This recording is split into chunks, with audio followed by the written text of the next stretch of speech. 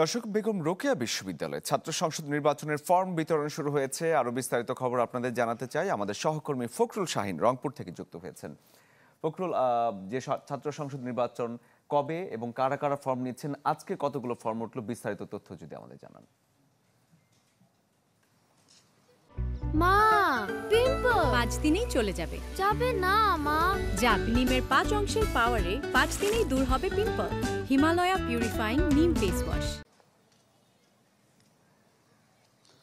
শরীফ, আপনাকে প্রথমে জানিয়ে দিই, সেটি হচ্ছে যে বেগম রোকেয়া বিশ্ববিদ্যালয়ের কেন্দ্রীয় শিক্ষার্থী সংসদ এবং হল শিক্ষার্থী সংসদ যে নির্বাচন, এই নির্বাচনে ইতিমধ্যে ফরম বিতরণ যে কার্যক্রম সেটি শুরু হয়ে গেছে এবং আমরা সর্বশেষ যে তথ্য সেটি অনুযায়ী বিজয় 24 হলের একজন ফরম নিয়েছেন। তিনি মেহমুদ মিয়া, দুর্যোগ ব্যবস্থাপনা বিভাগের 4র্থ বর্ষের শিক্ষার্থী। তিনি ফর্ম নিয়েছেন এবং একমাত্র তিনি এখন পর্যন্ত সর্বশেষ আছেন এবং আমরা তথ্য পেয়েছি 3টার পরে হয়তো আরও অনেক শিক্ষার্থী ফর্ম কিনতে আসবেন।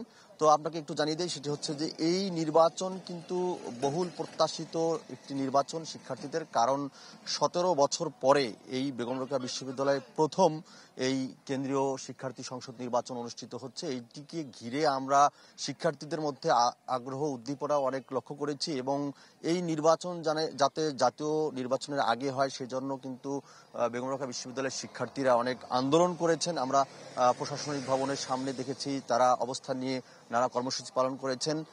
তবে এই নির্বাচনকে ঘিরে কিছুটা ব্যত্যয় ঘটেছে। আপনাকে বলি, সেটি হচ্ছে ফর্ম বিতরণ কার্যক্রম, সেটি বৃহস্পতিবারে হওয়ার কথা ছিল, সেই প্রথম দিন বিলম্ব হয়েছে। আজকে শুরু হয়েছে এবং আজকে এবং আগামীকাল চলবে এই ফর্ম বিতরণ কার্যক্রম।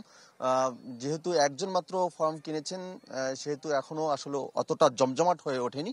তবে শিক্ষার্থীরা আশা করছেন যে আজকাল যেহেতু 2 দিন সময় আছে, এই 2 দিনের মধ্যে জমজমাট হয়ে উঠবে এই ব্রাকসু নির্বাচন এবং যত সময় ঘনিয়ে আসবে ততই আসলে শিক্ষার্থীরা আসলে এই নির্বাচন নিয়ে তাদের অনেক আগ্রহ উদ্দীপনা তৈরি হবে এবং নির্বাচনের দিকে যাবে এবং আশা করছেন যে সময়টি নির্ধারণ করা হয়েছে 24 ডিসেম্বর, সেই 24 ডিসেম্বরের মধ্যে আসলে 24 ডিসেম্বরেই ভোট গ্রহণ অনুষ্ঠিত হবে এমনটি আশা করছেন। যদিও ছাত্রদল যে প্যানেল সেটি তারা আরো কিছুটা সময় চেয়েছেন, কিন্তু তারপরও আসলে তাদের আসলে এই বিরুদ্ধে কোনো আন্দোলন যেহেতু নেই। ধন্যবাদ আপনাকে।